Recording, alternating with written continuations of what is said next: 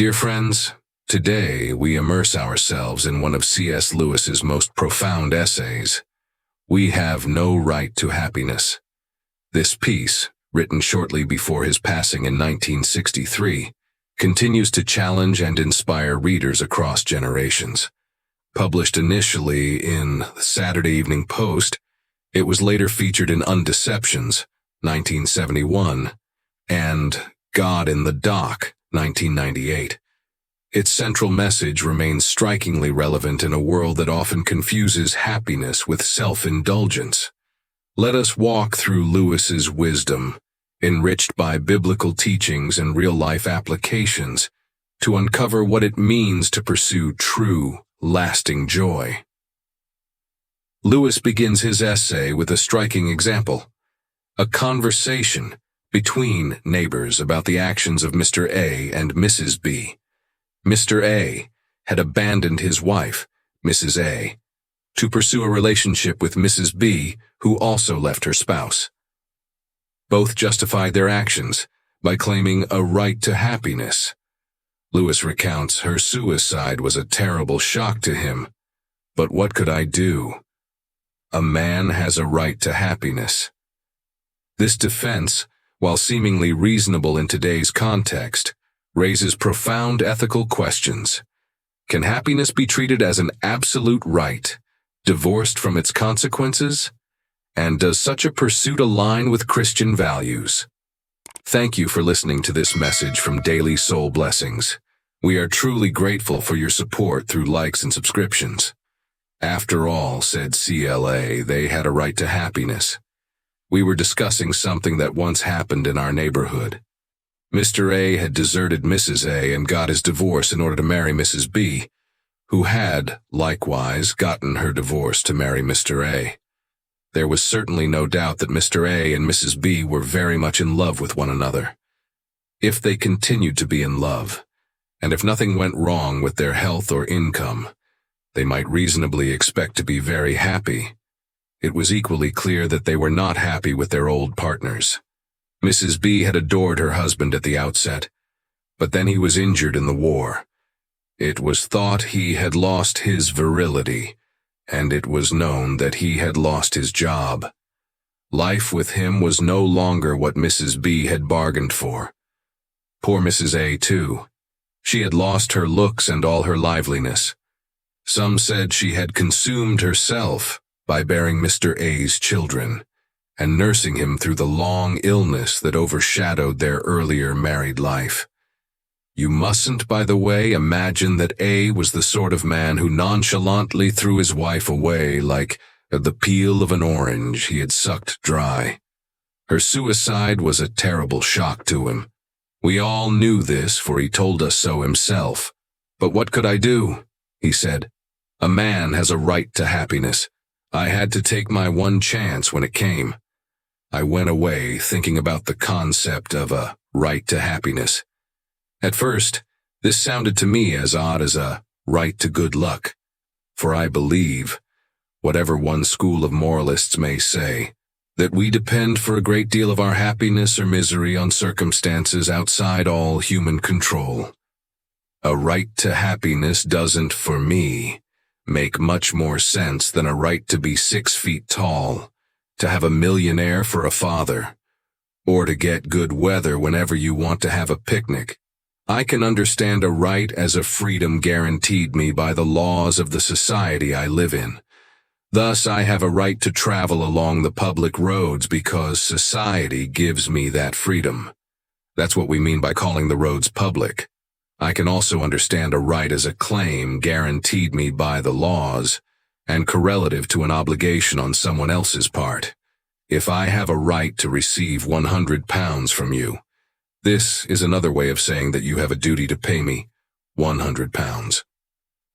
Lewis's critique of this scenario is not merely about relationships, but about the broader implications of a society that prioritizes individual satisfaction above all else. He draws attention to the moral erosion that occurs when happiness is pursued without accountability. By likening the pursuit of happiness to a demand for good luck, He challenges us to see happiness as a privilege, not an entitlement. Biblical insight. Proverbs 14:12 warns us, "There is a way that appears to be right, but in the end, it leads to death." Similarly, Lewis cautions against justifying harmful actions under the guise of happiness.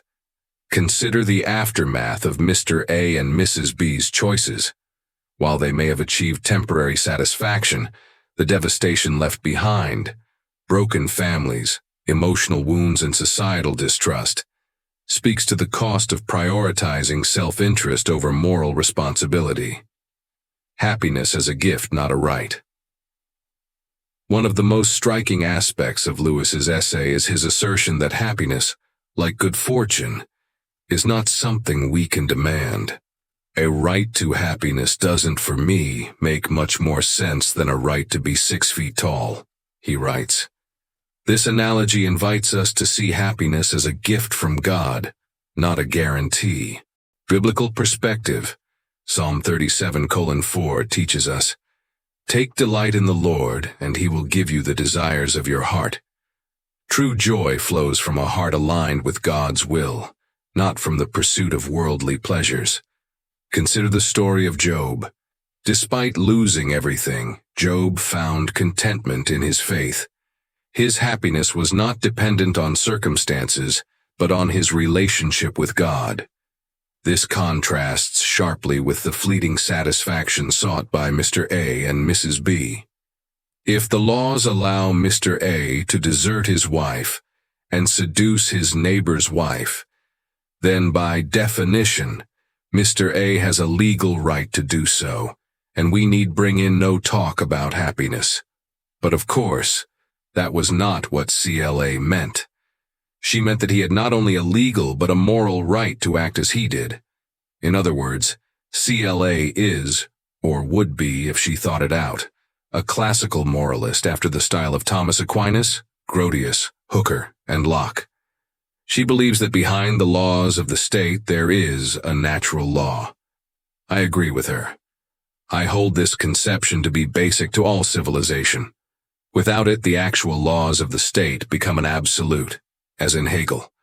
They cannot be criticized because there is no norm against which they should be judged.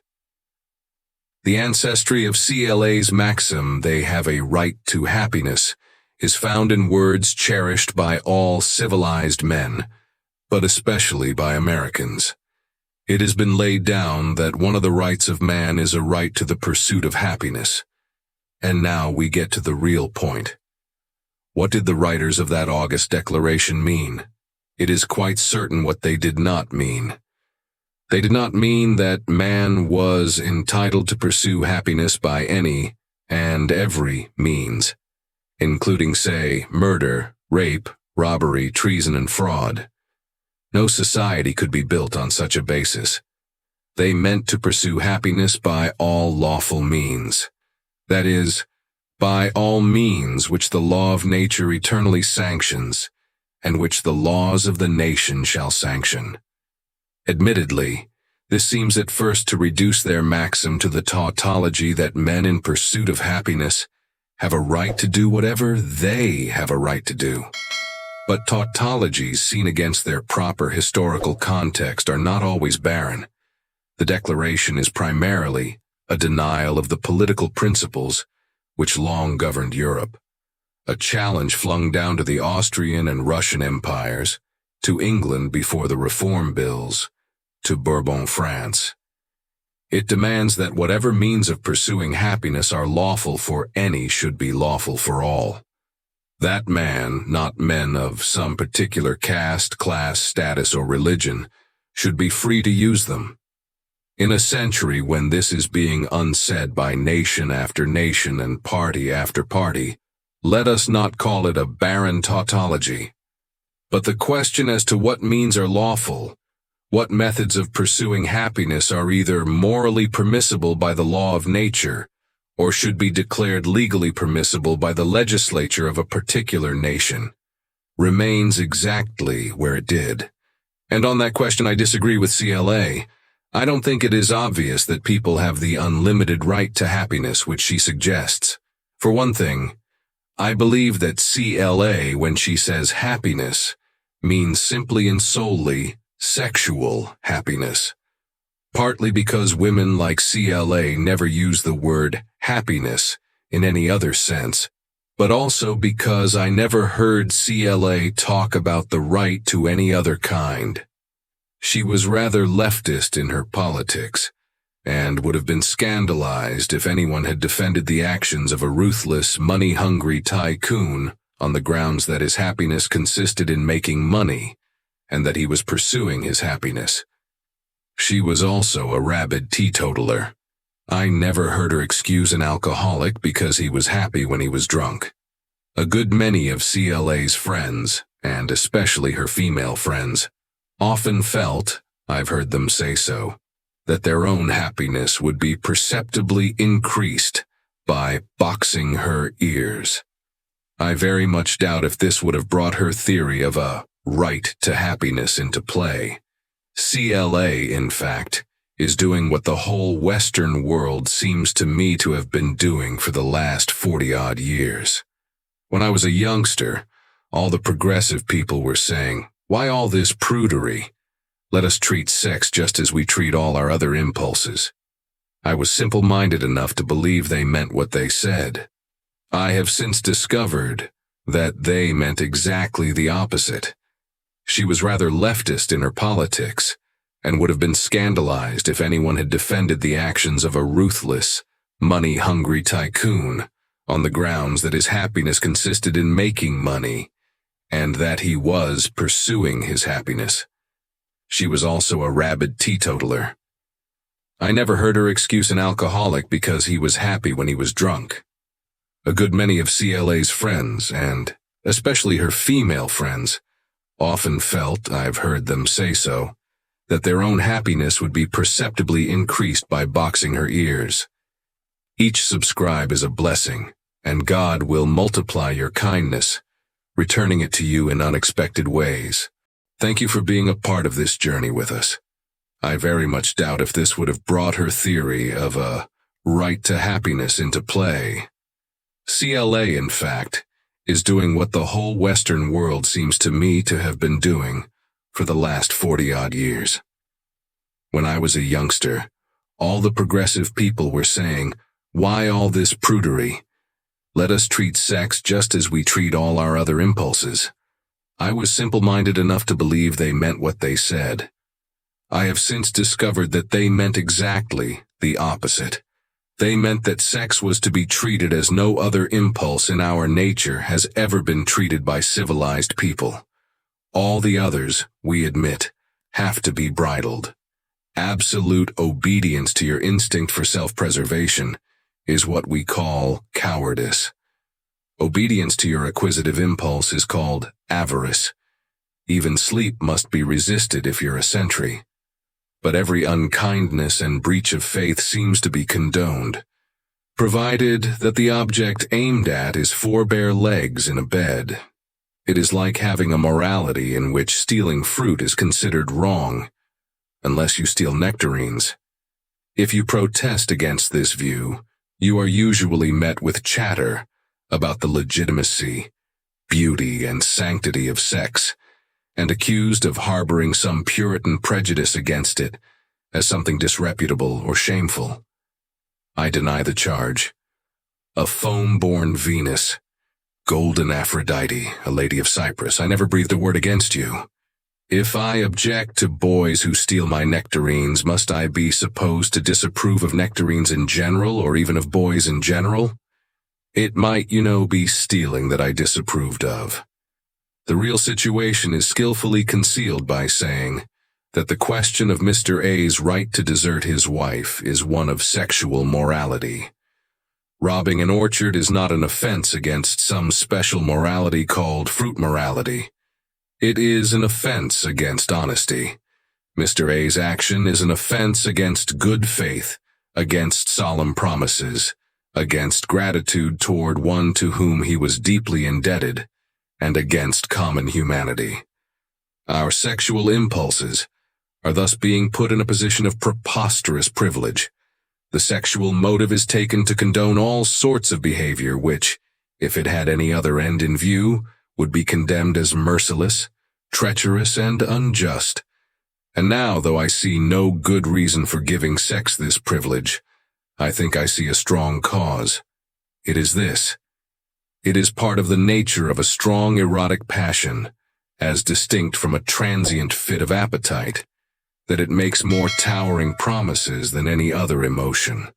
Lewis critiques the modern tendency to elevate certain desires, particularly sexual impulses, above moral accountability.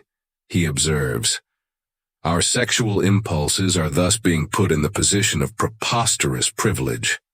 While other instincts, such as greed or anger, are subject to moral restraint, sexual desires are often excused as natural and unavoidable."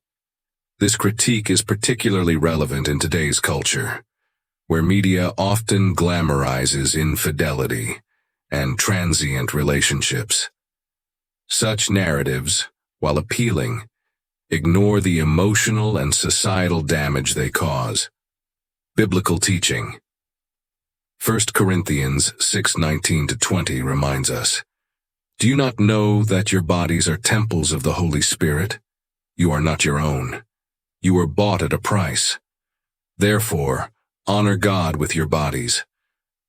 This passage underscores the sacredness of our actions and relationships, calling us to live with integrity.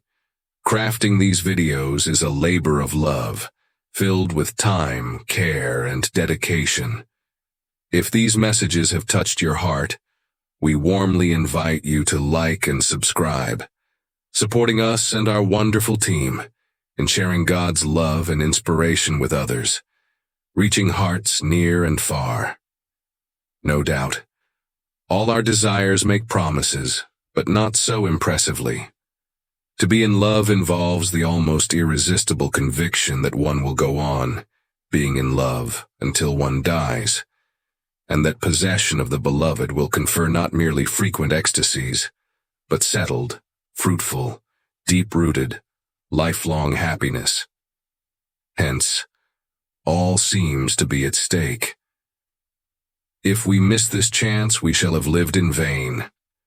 At the very thought of such doom, we sink into fathomless depths of self-pity. Unfortunately, these promises are often found to be quite untrue. Every experienced adult knows this to be so regarding all erotic passions, except the one he himself is feeling at the moment. We discount the world-without-end pretensions of our friends or neighbors easily enough. We know that such things sometimes last and sometimes don't. And when they do last, this is not because they promised at the outset to do so. When two people achieve lasting happiness, this is not solely because they are great lovers, but because they are also, if I must put it crudely, good people. Controlled, loyal, fair-minded, mutually adaptable people. If we establish a right to sexual happiness which supersedes all the ordinary rules of behavior, we do so not because of what our passion shows itself to be an experience, but because of what it professes to be, while we are in the grip of it. Hence, while the bad behavior is real and works miseries and degradations, the happiness which was the object of the behavior turns out, again and again, to be illusory. Everyone except Mr. A and Mrs. B knows that Mr. A, in a year or so, may have the same reason for deserting his new wife as for deserting his old one. He will feel again that all is at stake. He will see himself again as the great lover, and his pity for himself will exclude all pity for the woman. For Lewis, the distinction between fleeting pleasure and lasting joy is critical. He writes, "When two people achieve lasting happiness, this is not solely because they are great lovers, but because they are also good people, controlled, loyal, fair-minded, mutually adaptable." This insight points to the character qualities that sustain true happiness. In Galatians 5:22-23, Paul describes the fruit of the Spirit: love, joy, peace, patience, kindness, goodness, faithfulness, gentleness, and self-control. These virtues are the foundation of relationships that reflect God's love. Consider a couple celebrating their 50th wedding anniversary. Their happiness is not the result of uninterrupted bliss, but of mutual respect, perseverance, and a shared commitment to their faith. Two further points remain. One is this: a society in which conjugal infidelity is tolerated must always, in the long run, be a society adverse to women. Women, whatever a few male songs and satires may say to the contrary, are more naturally monogamous than men. It is a biological necessity. Where promiscuity prevails, they will therefore always be more often the victims than the culprits.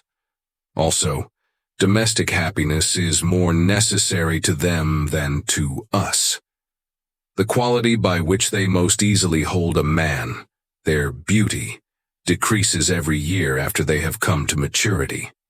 But this does not happen to those qualities of personality. Women don't really care tens about our looks, by which we hold women.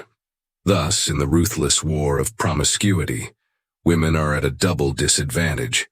They play for higher stakes and are also more likely to lose. I have no sympathy with moralists who frown at the increasing crudity of female provocativeness. These signs of desperate competition fill me with pity.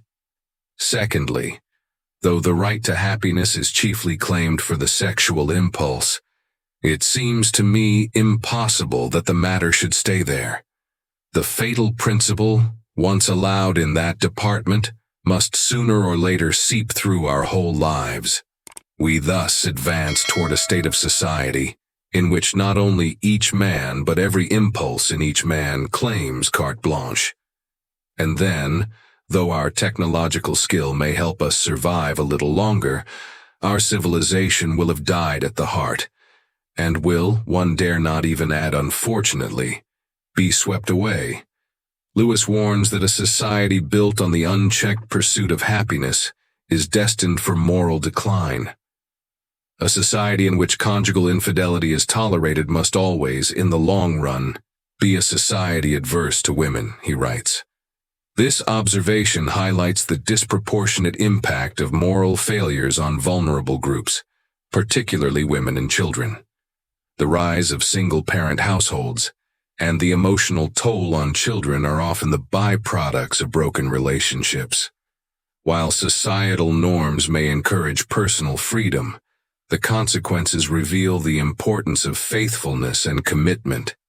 As Christians, we are called to model relationships rooted in love, sacrifice, and trust. By prioritizing God's design for marriage and family, we can counteract the harmful trends of a self-centered culture. Lewis's essay challenges us to see happiness not as something we pursue at all costs, but as a divine gift to be cherished within the framework of God's will. He writes, "The fatal principle, once allowed, must sooner or later seep through our whole lives. This warning underscores the need for vigilance in guarding our hearts and aligning our desires with God's truth.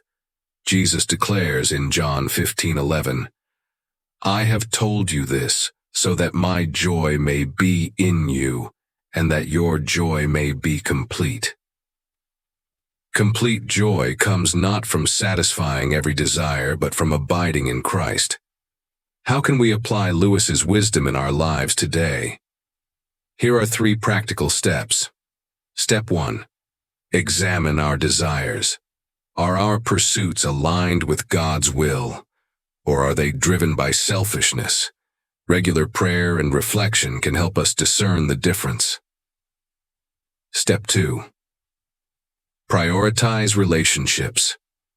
True happiness often stems from loving and serving others, whether it's strengthening a marriage, forgiving a friend, or helping a neighbor. Our actions should reflect Christ's love. Step 3.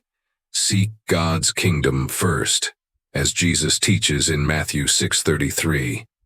Seek first his kingdom and his righteousness, and all these things will be given to you as well. By focusing on God, we find joy that transcends circumstances. C.S. Lewis's "We Have No Right to Happiness" offers a timeless challenge to reevaluate our understanding of joy. By exposing the flaws in society's obsession with self-centered happiness, Lewis calls us to embrace a vision of fulfillment that is rooted in faith, love, and moral integrity. Happiness, as Lewis reminds us, is not something we claim as a right, but something we receive as a gift that flourishes when we live in harmony with God's will. Let us, as followers of Christ, strive for a joy that transcends the temporary, leading us into the abundant life promised by our Creator.